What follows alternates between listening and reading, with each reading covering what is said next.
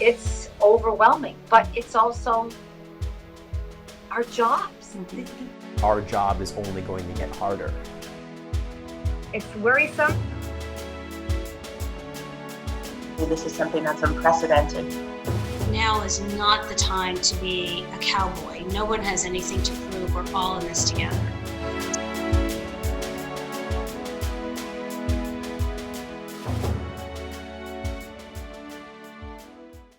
Welcome to Reporting from the Frontline of a Pandemic. I'm Natalie Benoit, and I'm here with Tashanea Whitlow, a news reporter for WBZ in Boston. Thank you for joining me today. You are so welcome. Thank you for having me. Of course. So obviously we're in the middle of a pandemic. There's a lot of public health concerns going on. So my first question is, how have you had to adjust the work that you are doing? My goodness. So basically it's all new. It's new for everybody. So every day, our approach to gathering stories, it really changes.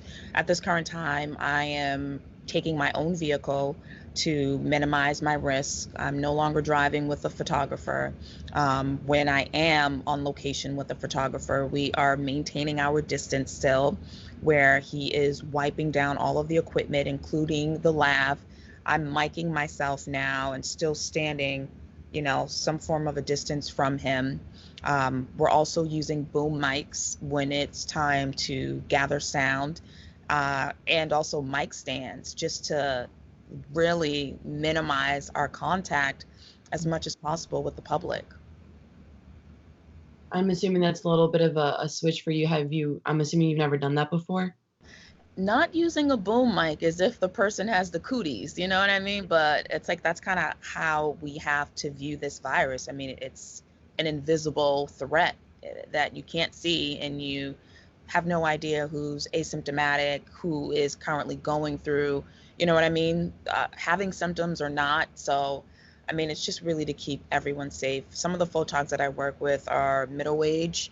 Some of them also take care of their parents. So I would hate to put myself in a situation that I endangered them and their loved one, and vice versa.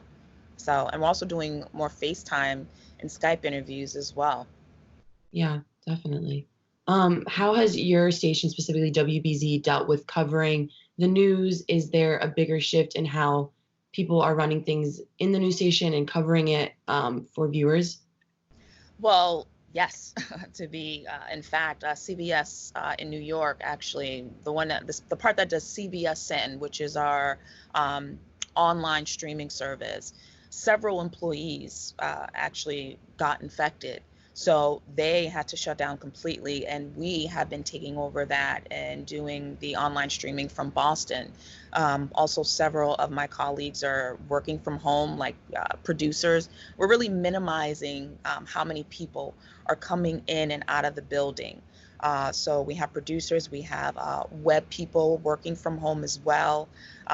I'm actually not even allowed to go into the building. I'm doing everything from in the field. That includes even using the restroom.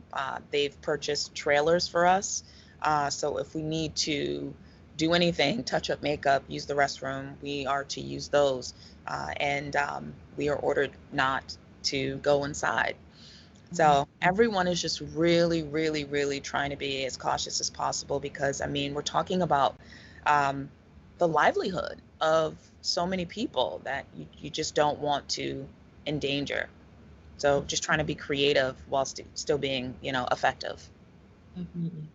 And what kinds of precautions, you talked a little bit, is everyone taking to remain safe, but you talked a little bit about those trailers. Are they like kind of outside of the station, or how does that work?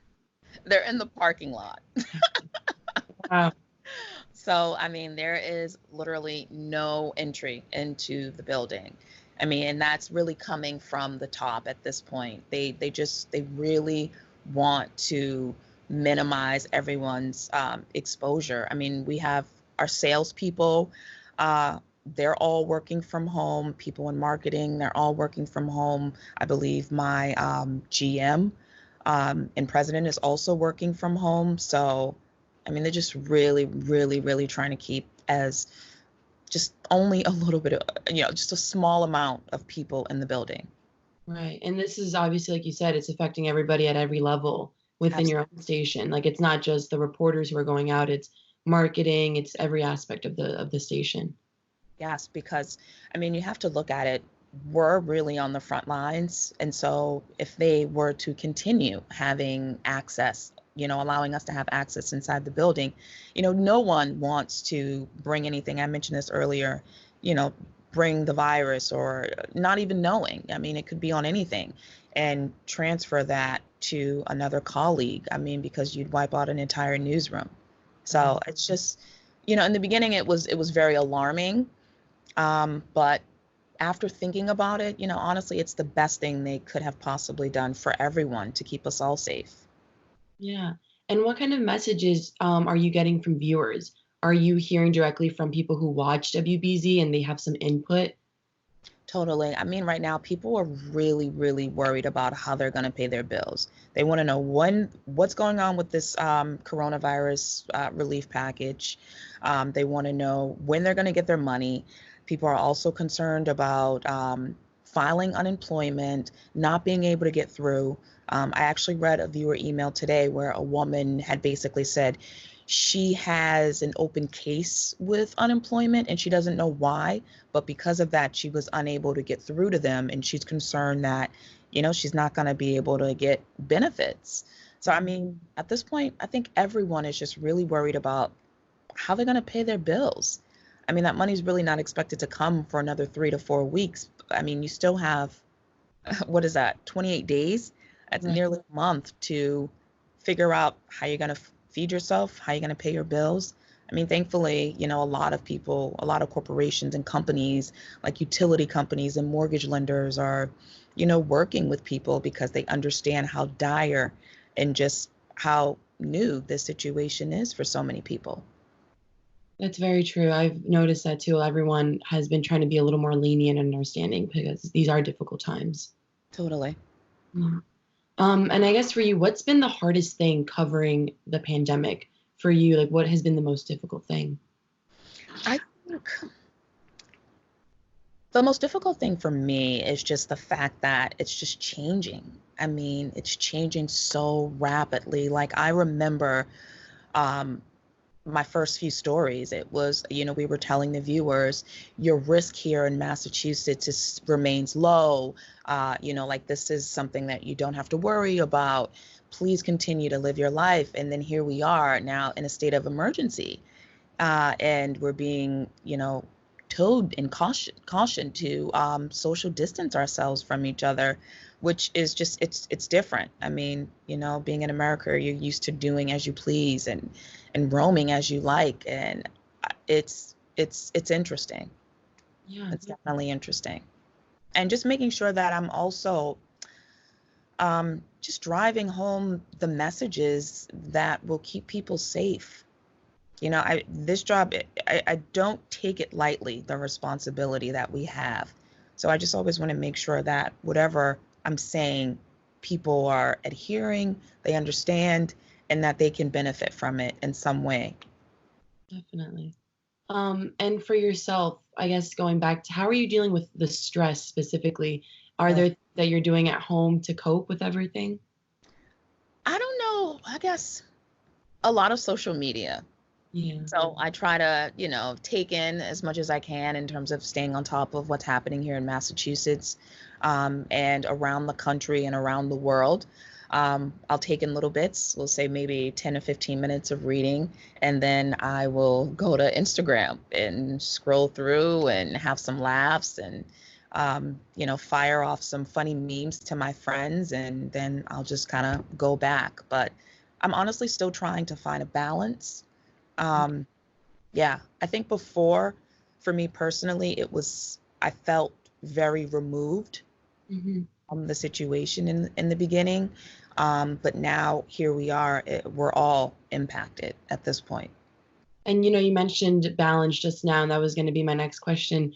Have you found a way to balance being at home working versus just having a social life at home now? Because now those two worlds are coming together in one area. I know for me, that's something hard to balance. Well, to be honest with you, working from home hasn't started for me yet. I'm still going in I'm just not allowed to go into the station. Okay. So, but from what I'm hearing, in the next coming days, weeks, we will be possibly working from home, where we'll be doing the Skype interviews and really putting packages together from home, which is completely new to me. So, I mean, it's uncharted waters. I'm excited to take on the challenge because obviously technology is always, it's constantly evolving. So, to learn a new skill, Hmm. I'm excited for that. Yeah, and that is a shift going from kind of talking in person to now having to do everything online. So how do you think for you that's going to be being able to do that shift for, the first time for who knows how long? I mean, I don't know. I mean, I'm a person that really kind of takes challenges head on, and I have to do the same with this and just persevere. Definitely. And what would you say, do you have any advice for someone who wants to go into broadcast journalism? Even now with the pandemic that we're going through, do you think that's going to change the people who are going into the career now? I think if I give any advice, I would probably say it's advice that I still live by, and it's just trying to remain human. I know for me in the beginning, it was very much so about the structure of the story. And, yes, I was able to throw in those human elements, obviously, because you need people to talk to. But, I'm finding when I allow myself to be vulnerable, it's really when I kind of get my best work. Nice. And is there anything else that you would like to add just about your own experiences right now or what you've seen with the pandemic? Um, I think I kind of touched on this a little earlier. I think for me, when I first started reporting on the pandemic, and I did a story specifically about people overbuying items like toilet paper, cleaning products, and sanitizers and things of that nature. I was very removed. It was like, oh, this is what they're doing, and it wasn't until I was on the other side where it really hit me, like, this is real. Going to the store, being unable to purchase toilet paper, meat. Still, I can't get hand sanitizer. I still can't get rubbing alcohol. Like, that's when it really, really hit home that, I mean, this is serious. This is unprecedented. And this is like Vietnam, I guess. I mean, like for, our generations before us, the baby boomers, like how when they remember something or that was monumental in their life growing up, that's what this is going to be for us. You know what I mean? Like, we're never going to forget how we felt, where we were, and what we were doing, and how it impacted us.